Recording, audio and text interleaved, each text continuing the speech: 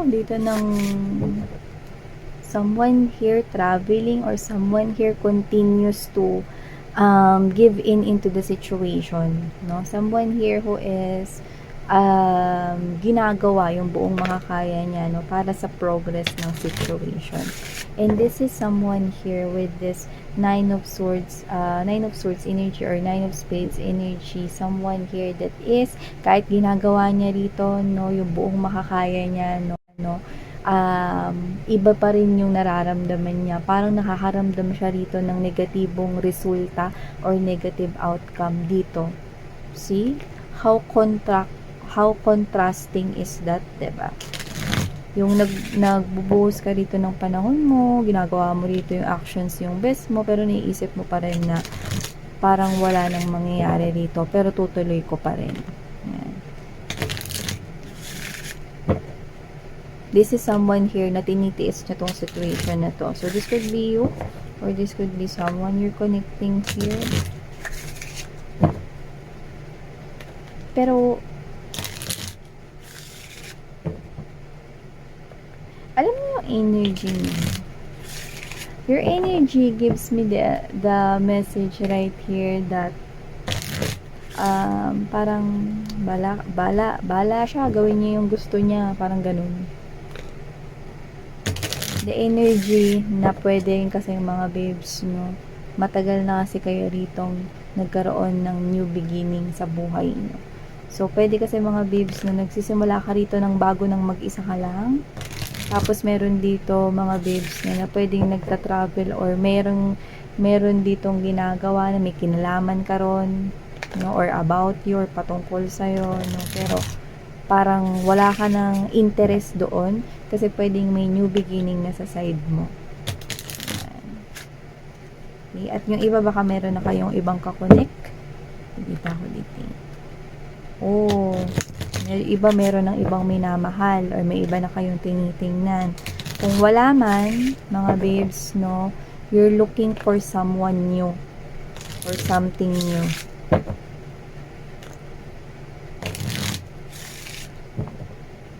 Tingnan natin. Ano ba yung ginagawa niya na yun? Kasi hindi ko siya nakikitang napapagod eh. Okay.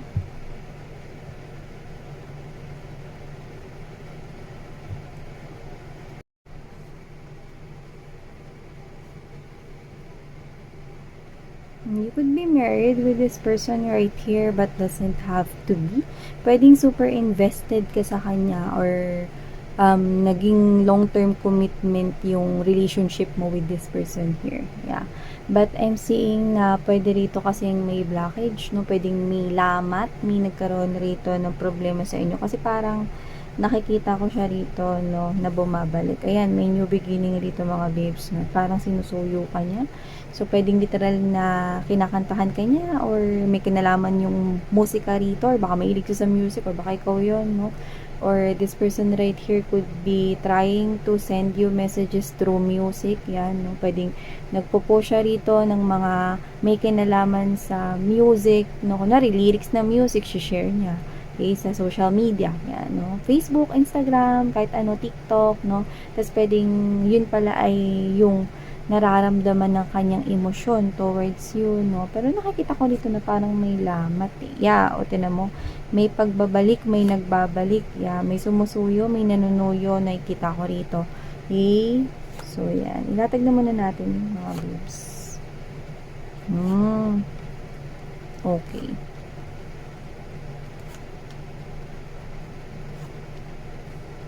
Hey, namumutakti ang kulay itim.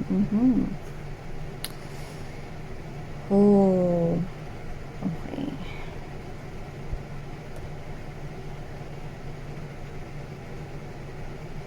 May parehas new beginning sa inyong dalawa, pero kung mapapansin mo na magkaiba ng direksyon yung tinitingnan ninyo rito. Yeah, definitely. Kasi nakikita ko rito na kung sino man tong sumusuyo, nanunuyo sa inyo, parang nararamdaman ni itong tao na to sa isang mensahe na nakukuha ko rito, no, from the looks of it, this person, nararamdaman niya na matagal na kayong wala sa kanya. Okay? Or parang matagal nang malayo yung loob niyo sa kanya. Matagal na siyang wala, mga babes, no? Para sa inyo, sa buhay niyo. Ay, ang bigat nun, no? Pero yun yung nakuha natin dito. So, yun nga, bago natin simulan ang reading na to, remember na hindi ito para sa lahat. So, piliin mo lamang yung mga mensahe na for you. At kung syempre, you feel the vibe and you feel connected into this reading, then this reading might be really for you. Wala tayong gender dito at timeless din to, mga mahal, no? Pero nakikita ko that this is definitely the energy of your ex-person here. 6 of diamonds, 8 of spades right here. This is something here, energy of someone here, no, na parang binibigay niya rito, nagbalik siya, no? So this could be your ex right here, nagbalik, magbabalik sa buhay mo.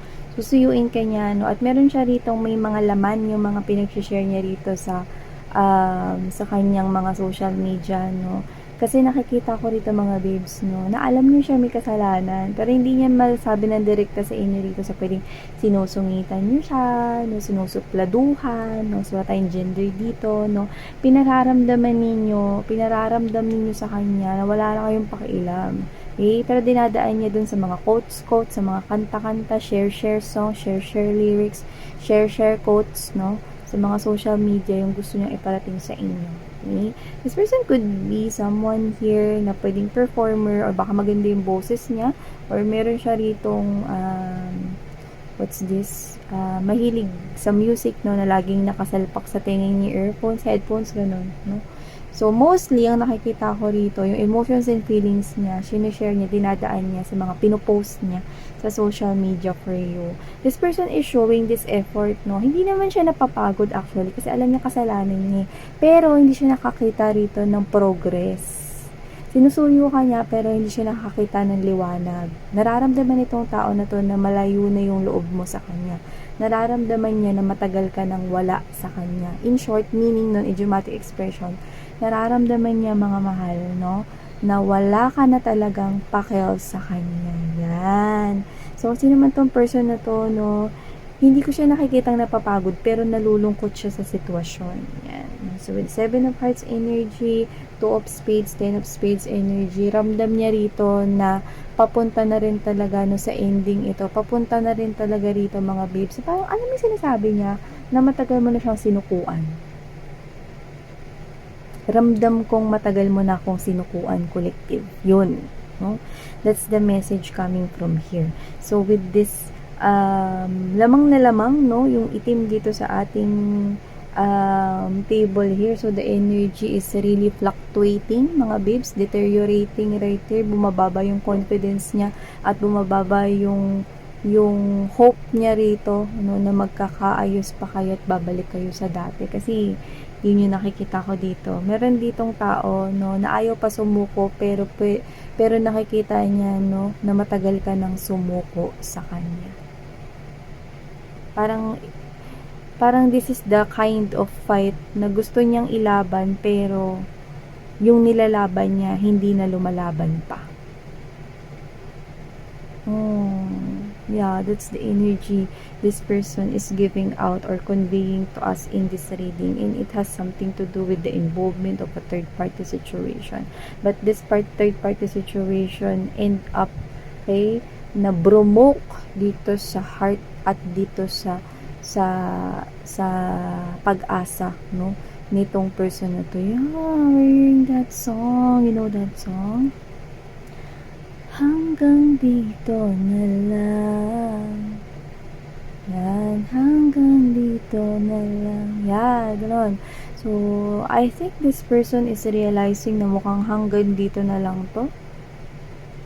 Kasi nararamdaman niya na yung energy ninyo. The way you react. Not just the way you react. Not just the way you blurt out things, no?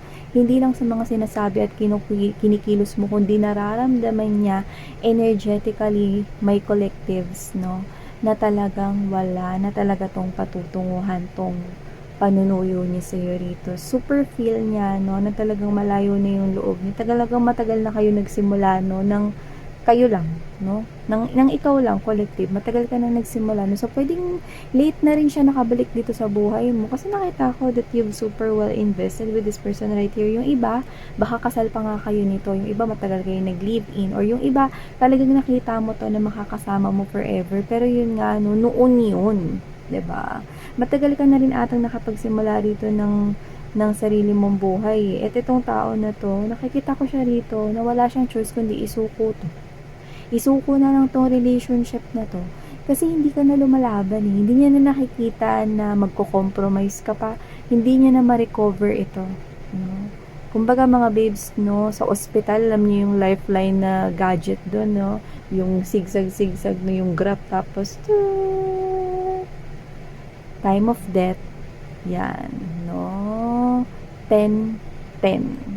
Yan, no? Ibig sabihin, mga babes, no, double endings na talaga ang nararamdaman nitong person na to dito. Yan, no? Nailagda na rito, no? Siya na mismo dito, mga babes, no, ang tumaning dito, no? Pero ayaw niya pang sumuko dito sa relationship na to.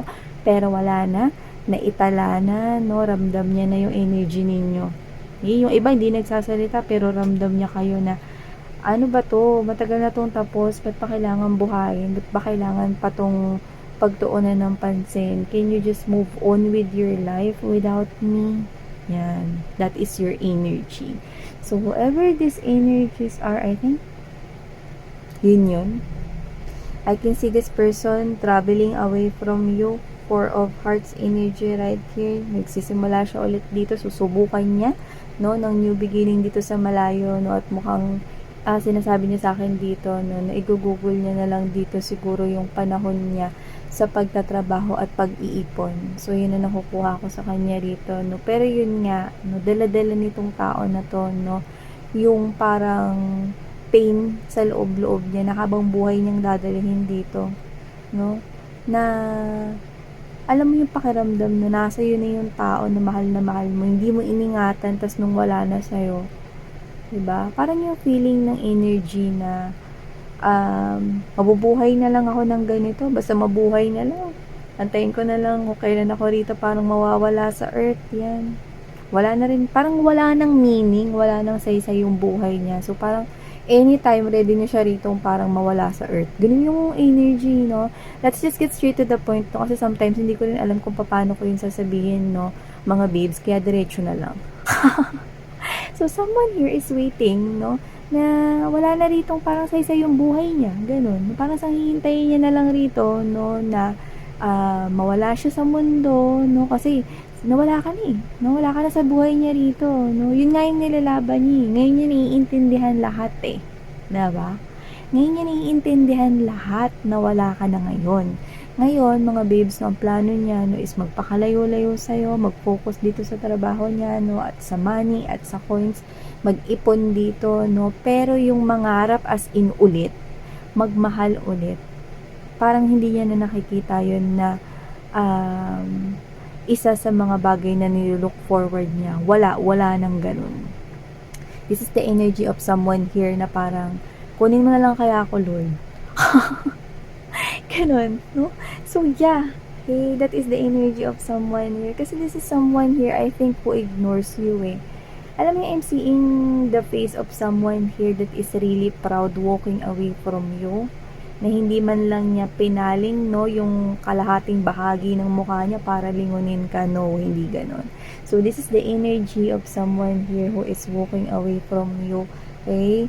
Na wala rin naman siyang choice kundi gawin ito. Yeah. So, parang nawalan ng saysay yung mundo niya rito, yung buhay niya kasi wala ka na.